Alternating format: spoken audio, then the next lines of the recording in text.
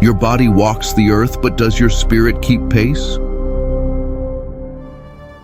You build a fortress of achievements, yet a silence inside keeps asking, is this it? You speak your truth, but can you feel your ego editing every word for its own survival? They see the smile you wear, but they will never hear the soul that is screaming beneath it. Welcome to Infinite Awakening. If you are a seeker, drawn here by the echoes of hidden knowledge, support our journey. Like this video, subscribe to our channel, and activate the bell so you do not miss the signs meant for you. A human being is not merely a body, nor is consciousness limited to thoughts or emotions. The self is composed of 4 distinct but interconnected centers of power, which we call thrones: the body, the ego, the spirit, and the soul. Each of these thrones represents a different layer of your being, and each one plays a vital role in shaping your reality, behavior, perception, and destiny. Many seekers mistake the ego for the spirit, or the soul for the body's instincts. When a person becomes aware of these thrones and learns to distinguish between them, a new level of self-awareness begins to unfold. Let us now begin with the first throne, the one closest to earth. The body is the field where common man exists and where spiritual lessons take root in the material world. The body is governed by the laws of earth and gravity. It pulls your awareness downward into density and time. This is not a punishment. It is a sacred agreement. The body allows you to experience linear time, cause and effect, and the sharpness of physical contrast, pleasure and pain, hunger and satisfaction, tension and relaxation. All these are tools through which the soul can grow while incarnated. However, the body cannot guide the deeper aspects of your evolution on its own. It responds to impulse, repetition, and instinct. Without the other thrones, especially the soul and spirit, the body will operate from habit and survival. It becomes a closed loop of stimulus and reaction. That is why spiritual mastery begins with learning to observe the body without becoming lost in it. The body must be honored, not obeyed. It must be listened to, but not mistaken for the self. The ego is the most misunderstood throne in modern spirituality. Many teachings treat the ego as a villain, a force to be destroyed or transcended. But this is a dangerous and incorrect view. The ego is not your enemy. It is the guardian of your individuality. It defines the boundaries of your self-image. It builds the idea of I am me and you are you. This separation is not an illusion. It is a necessary illusion, one that allows consciousness to interact with reality through unique perspectives. The ego forms primarily through experiences in childhood, emotional patterns, and social conditioning. It builds stories about who you are, what you deserve, what is safe, and what is dangerous. These stories shape your reactions, your choices, and even your beliefs about the divine. The ego becomes like a pair of glasses through which you view the world. If the lenses are scratched or distorted, you will not see clearly. But if the lenses are clean and transparent, the ego can become a servant of clarity. The ego's throne is located in the mind, especially in the parts responsible for comparison, memory, language, and identity formation. It creates internal dialogue, it worries, plans, judges, and categorizes, but it also protects you. The ego is what stops you from stepping into fire, from overexposing your vulnerability, or from collapsing into psychic overwhelm. It has its rightful place. The danger arises when the ego believes it is the only throne that matters. When the ego cuts itself off from the soul and spirit, it begins to rule by fear and control. It clings to certainty, resists transformation, and denies anything that threatens its narratives. In this state, the ego becomes tyrannical. It tells you that you are separate, unworthy, or superior. It builds a false kingdom of comparison and competition. True spiritual growth does not kill the ego. It educates it. It brings the ego into alignment with the higher thrones. It teaches the ego to be a translator, not a dictator. When the ego learns its true function, it becomes a bridge between the divine and the human, between the eternal and the temporary.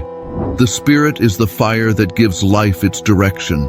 While the body gives form and the ego gives structure, the spirit gives motion. It is the flame that pushes you to evolve, to move forward, to break through limits. You can think of the spirit as the breath of God within you. It enters you at birth and leaves at death. It is what animates you, what burns in your eyes when you are alive with purpose or passion. The spirit does not remember the past like the soul does. It is not interested in history or karma. The spirit wants liberation, transformation, evolution. It is connected to divine will, not personal identity. That is why the spirit often pushes people to take risks, to leave comfort zones, or to abandon structures that no longer serve their growth. The spirit acts through intuition, inspiration, spontaneous clarity, and sudden shifts of awareness. When a person receives a vision, feels a surge of inner fire, or senses an unexplainable pull towards something meaningful, that is the spirit speaking. However, the spirit alone can be dangerous if not balanced by the soul and the ego. The spirit is a fire, and fire consumes. If a person follows only their spirit without wisdom, they can become reckless, unstable, or even destructive. The ego must contain the spirit's fire without extinguishing it, and the soul must give it context and timing. Only then can the spirit act in harmony with destiny. The goal is not to tame the spirit, but to listen to it, to honor its messages, and to direct its energy wisely. The soul is the deepest throne and the hardest to describe. It is the part of you that existed before this life and will continue after this incarnation ends. It is not made of flesh, thoughts, or energy in the usual sense. It is made of eternal memory, the memory of your divine journey across time, space, and dimensions. The soul is the master architect of your evolution. It carries your unique signature, your sacred name, and your contract with existence. The soul remembers everything. It remembers who you were in other lives. It remembers the lessons you came to learn and the energies you came to embody. It chooses your body, your family, your challenges, and your gifts with perfect precision. The soul operates on a level that cannot be grasped by the mind alone. It speaks in feelings, symbols, and moments of profound resonance. When you meet someone and feel you've known them forever, it is your soul that is recognizing something beyond this life. The soul is not reactive. It is observational and guiding. It watches, it waits, it nudges. It will never shout or force. That is why many people miss its voice. The soul only speaks when you become quiet enough to listen. These thrones do not always operate in harmony. In fact, most of the time they are in conflict.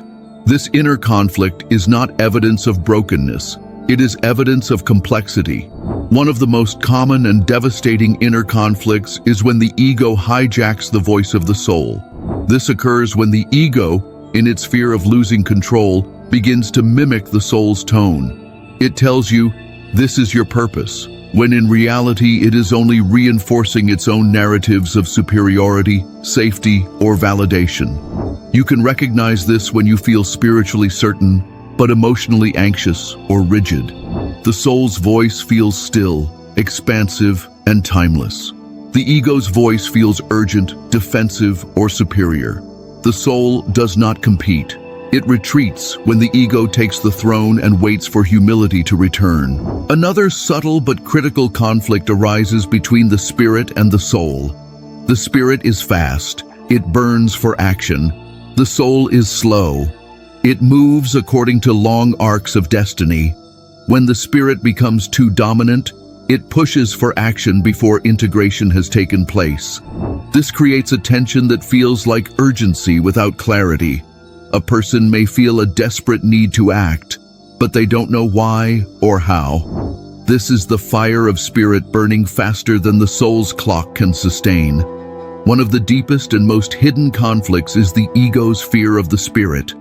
The ego thrives on predictability and control. The spirit is unpredictable, wild, and an agent of sacred disruption.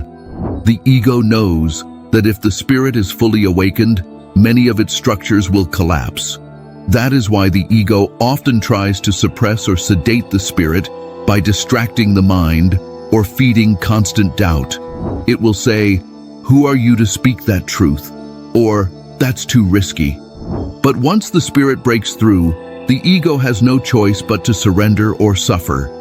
The ego calls it a breakdown. The soul calls it a breakthrough. In this moment, the ego must be retrained, not destroyed. The ego becomes distorted, not when it seeks protection, but when it refuses to evolve. You can recognize the distorted ego by the way it responds to criticism, silence, and mystery. When a person becomes deeply uncomfortable in silence, they are avoiding the collapse of the ego's identity. Silence is a mirror, and the ego fears mirrors. Another sign is a need to explain everything. The soul does not need to explain its emotions. It simply feels and flows. Finally, a very subtle sign is resentment toward mystery. The soul thrives in mystery. The ego collapses under it. Let your ego bow. Let your spirit rise. Let your soul remember, and let your body soften. True sovereignty is found in the harmony of the four thrones. Please like this video and share your thoughts with us in the comments below.